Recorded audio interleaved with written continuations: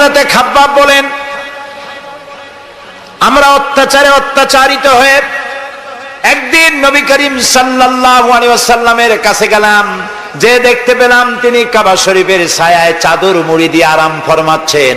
আমরা কাছে গিয়ে বললাম, আলা তাদুলানা আলা তাস্তানসিরু লানা ইয়া রাসূলুল্লাহ, হে রাসূল।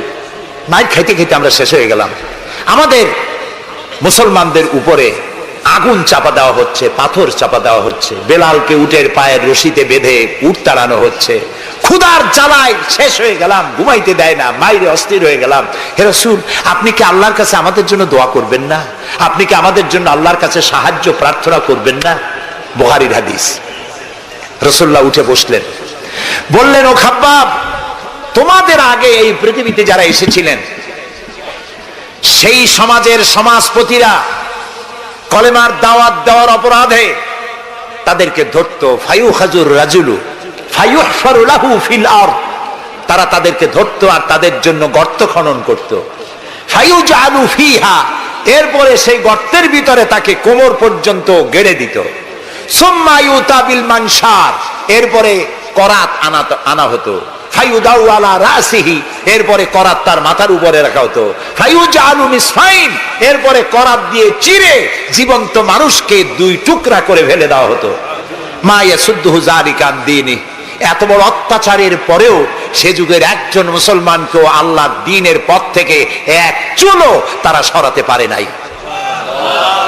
রাসূলুল্লাহ বলছেন, ওয়াল্লাহি ওয়াল্লাহি, ও খাব্বাব, আমি আল্লাহর নামে কসম করছি। কে বলছেন? রাসূলুল্লাহ কসম করছেন, আমি আল্লাহর নামে শপথ করছি, লা ইউতাম্মান্নাল্লাহু হাদাল আমরা হাত্তা ইয়াসিরুর রাকিবু মিন সানা ইলা হাদারামাউত। সেদিন বেশি দূরে নয়, যেদিন ইয়েমেনের রাজধানী সানা থেকে সুন্দরী যুবতী নারীরা তাদের যৌবনের পসরা নিয়ে, সওদাগারেরা তাদের সম্পদ নিয়ে সানা থেকে রওনা করে সহস্র মাইল পাড়ি দিয়ে সৌদি আরবের হাজরামাউত পর্যন্ত পৌঁছে যাবে রাত এবং দিনে পায়ে হেঁটে। লা ইয়াখাফু ইল্লাল্লাহ, আল্লাহ ছাড়া কোনো ভয় তাদের অন্তঃকরণে থাকবে না। আবিযুবা আলা গানামি, তবে হ্যাঁ, এটা ঠিক, লা ইয়াখাফু ইল্লাল্লাহ যদি বলা হয় আর কিছু না বলা হয়, তাহলে তো বোঝা যাবে যে বাঘ এবং সিংহরও ভয় থাকবে না। নবীর কথায় কোনো ফাঁক থাকে না, আল্লাহর কথায়ও ফাঁক থাকে না, নবীর কথায়ও ফাঁক থাকে না। একজন ইলম কালাম কম যখন ওয়াজ করতে যাইতো, লক্ষ্য করতো যে সেখানে কোনো আলেম আছে নাকি।